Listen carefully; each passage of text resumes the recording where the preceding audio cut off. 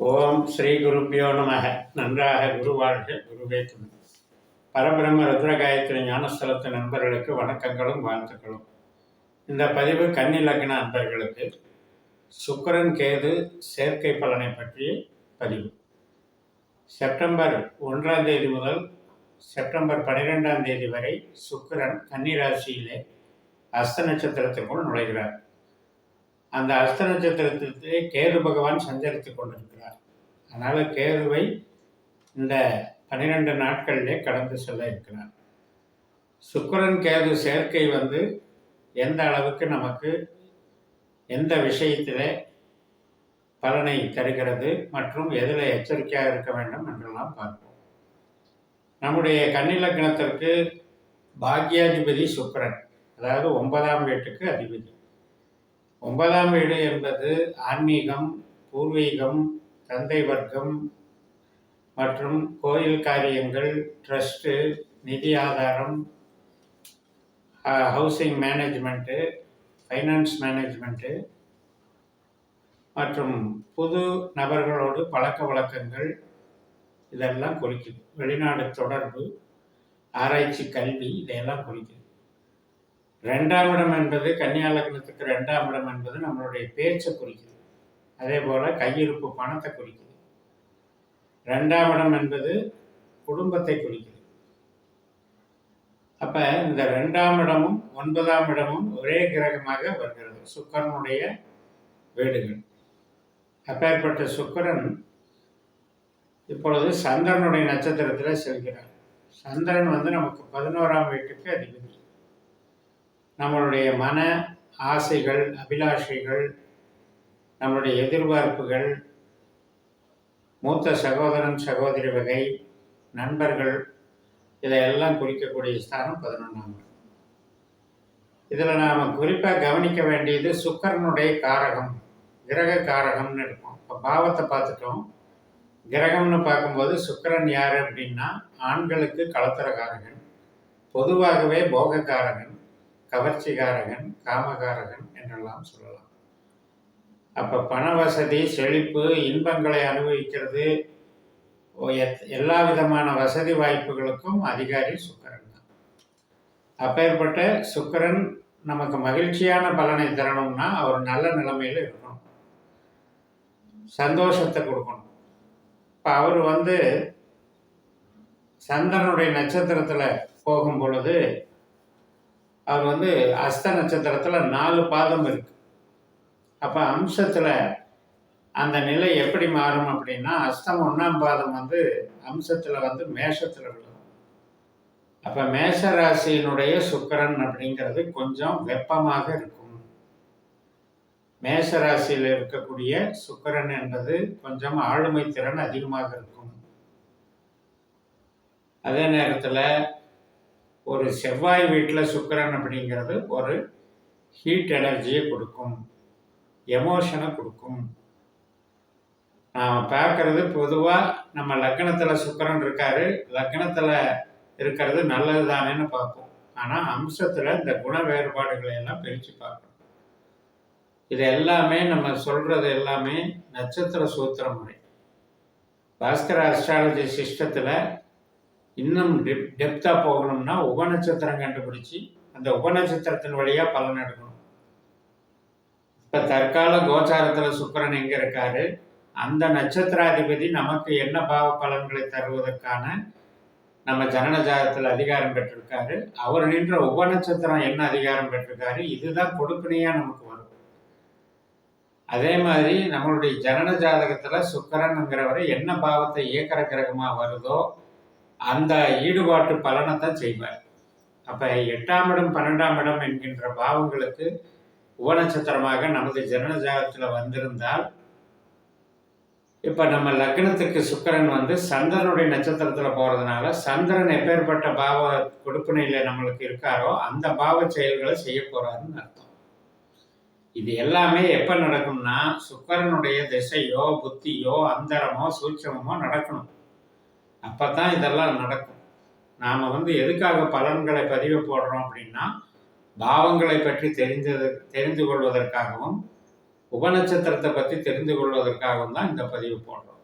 அதனால் உங்களுக்கு சுக்கிர திசை புத்தி அந்தர சூட்சுமம் நடந்தால் இப்போ இந்த பலன்களில் நாம் எச்சரிக்கையாக இருக்கணும். அதே போல் கேதுவனுடைய நட்சத்திரம் என்பது நம்ம ஜனன ஜாதகத்தில் எந்த பாவத்தை இயக்கிற கிரகமாக வருது அப்படிங்கிறதையும் பார்த்துக்கணும். உதாரணத்திற்கு கேது 8ஆம் பாவம் 12ஆம் பாவம் உபநட்சத்திரமாக இருந்தாலும் கூட இந்த சுக்கிரன் வேற பாவ புத்திநாதனாக 5ஆம் பாவமோ 3ஆம் பாவமோ 1ஆம் பாவமோ இருந்தாலும் கூட இந்த பாவங்கள் சேர்க்கை பெற்று இந்த நாட்களில் 12 நாட்களில் நமக்கு ஒரு பலனை தரும். அப்போ இதில் சுக்கிரன், சந்திரன், கேது இந்த 3ல் எந்த கிரகமும் 8, 12 ஆதிக்கம் பெற்றிருந்தால் அது நமக்கு அவஸ்தைங்கிறத புரிஞ்சுக்கணும். அதே நேரத்தில் சுக்கிரனுடைய ஒரு அம்சங்கள் என்ன அப்படின்னு பார்த்தீங்கன்னா, இப்போ மேஷ அம்சத்தில் முதல் பாதத்தில் இருக்கிற சுக்கிரன் அஸ்தம் 2ஆம் பாதத்தில் போகும்போது உங்களுக்கு ரிஷபத்தில் போவார். அஸ்தம் 3ஆம் பாதத்தில் போகும்போது மிதுனத்தில் போவார். ரிஷபத்தில் ஆட்சி வீடு, மிதுனத்தில் நட்பு வீடு, ஆனால் கடகத்தில் பகை வீடு. 4ஆம் பாதத்தில் போகும்போது கடகத்தில் பகையாகிறது. அப்போ கடைசி நாட்கள் 10, 11, 12 அந்த 3 நாட்கள் சுக்கிரன் பகை பெறுவார். இது மாதிரி நம்ம ஒரு பலனை எடுத்துக்கிட்டு இந்த கேதுவோட சேர்றதுனால கலகம், குழப்பம், இப்போ ஒரு எமோஷனலான விஷயங்கள் ஆண்களுக்கு கணவன் மனைவி உறவில் எடுத்துக்கலாம். சுக்கிர தசையோ புத்தியோ அந்தரமாக நடக்கும்போது இந்த சுக்கிரன் கேது சேர்க்கை சில சூது அப்படின்னு பேர், கேதுவுக்கு சூதுன்னு பேர். அப்போ ஏதோ ஒரு வகையில் வஞ்சம் சூழ்ச்சியை இன்டியூஸ் பண்ணி விட்டுக்கிட்டே இருப்பார். அப்போ இந்த நாட்களில் நம்ம எதிர்பார்க்கிற செயலில் நீங்கள் இதை கவனத்தில் வச்சுக்கிட்டிங்கன்னா உங்களுடைய எதிர்பார்ப்புகள் கொஞ்சம் கம்மியாயிடும். ரெண்டாவது அதில் இன்வால்வ் ஆகிறதும் குறைச்சிக்கலாம். ஸோ அந்த மாதிரி விஷயத்தில் பாருங்கள். அதே மாதிரி தான் நமக்கு இந்த நான் முதல்ல சொன்ன காரகங்கள் எடுத்துக்கணும். 9ஆம் இடம் பூர்வீகம், தெய்வ காரியங்கள், 9ஆம் இடம் தந்தை வர்க்கம், அதே மாதிரி 2ஆம் இடம் கையிருப்பு பணம், கொடுக்கல் வாங்கல், இது எல்லாமே இந்த கேதுவோட சம்மந்தப்படுதுங்கிறத மைண்டில் வச்சுக்கிட்டு அந்த மாதிரியான விஷயங்கள் காரியங்களில் நாம் கொஞ்சம் அவாய்ட் பண்ணிக்கிட்டு அதை தள்ளி கொடுத்து போகணும். அதுக்காகத்தான் இந்த பதிவு. கோச்சாரத்தில் சுக்கிரன் கேது சேர்றது மாதிரி உங்கள் ஜனன ஜாதகத்தில் கூட சுக்கிரன் கேது சேர்ந்துருக்கலாம். அப்போ அதே இடத்துக்கு இந்த செயற்கை வரும் பொழுது அதனுடைய செயல்பாடுகளை செய்யும்.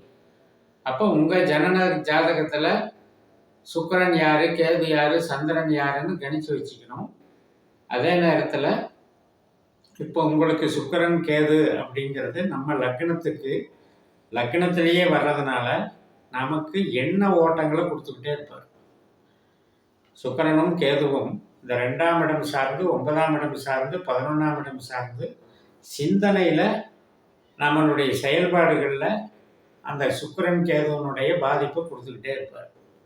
அப்போ அந்த விஷயத்தில் நாம் கவனம் எடுத்துக்கிட்டாலே போதும். அந்த நாட்களை கடந்து போயிட்ட பிறகு அதனால் ப்ராப்ளம் இல்லை. அதனால் எல்லாருமே நம்ம பாஸ்கரா சிஸ்டப்படி உபநட்சத்திரங்களை கணிச்சு வச்சுக்கோங்க. அதாவது ஒரு தடவை உங்களுடைய ஜாதகத்தை இந்த மாதிரியான ஒரு கணிதத்தில் பாஸ்கரா அஸ்ட்ராலஜி சிஸ்டத்தில் கணிச்சு, ஏன்னா நமக்கு பாவத்தில் எந்த பாவத்தில் எந்த கிரகம் இருக்குங்கிறதையே கரெக்டாக தெரிஞ்சிக்கக்கூடிய மெத்தட் அது. ஸோ அந்த மாதிரி தெரிஞ்சு வச்சுக்கிட்டா தான் நமக்கு அடாப்ட் பண்ண முடியும். இப்போ ஜென்ரலாக நீங்கள் வெளியில் கோச்சார பலன் சொல்கிறதுன்னா ராசியை பேஸ் பண்ணியும் சொல்லுவாங்க, இடத்த பேஸ் பண்ணியும் சொல்லுவாங்க. ஆனால் நம்ம சிஸ்டத்தில் என்ன அப்படின்னா, இது ஜோதிடத்தை நீங்கள் உள்வாங்குகிறதுக்காகவும் வீட்டுக்கு ஒருத்தர் இந்த சிஸ்டத்தை அடாப்ட் பண்ணுறதுக்காகவும் தான். அதாவது பாஸ்கரா அஸ்ட்ராலஜி அப்படிங்கிறது இருக்குது. அதில் நாம் 12 பாவ உபநட்சத்திரங்கள் தான் 12 பாவத்தை இயக்கக்கூடிய இயக்குநர்களாக வர்றாங்க.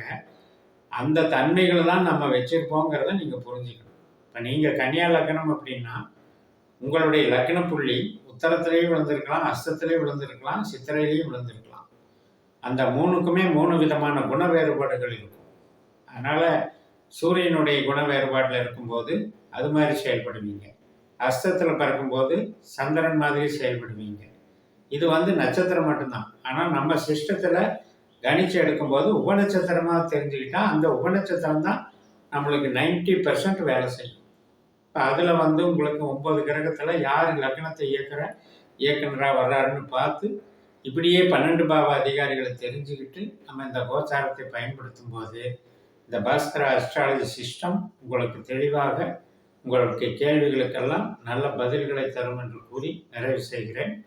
இந்த சேனலை சப்ஸ்கிரைப் பண்ணி ஷேர் பண்ணுங்கள். உங்கள் தனிப்பட்ட ஜாதக பலாபலன்களை என்னுடைய வாட்ஸ்அப் நம்பரில் தொடர்பு கொண்டு இப்போ இந்த நான் சொன்ன மாதிரி இந்த சிஸ்டத்தில் 12 உபநட்சத்திரங்கள் தெரிஞ்சு ஒரு தடவை கன்சல்டிங் எடுத்துக்கிட்டிங்கன்னா உங்களுக்கு மாதத்தில் என்ன நட்சத்திரத்தில் என்ன வேலை செஞ்சால் சக்ஸஸ் ஆகுங்கிற ஒரு விழிப்புணர்வு வந்துடும்.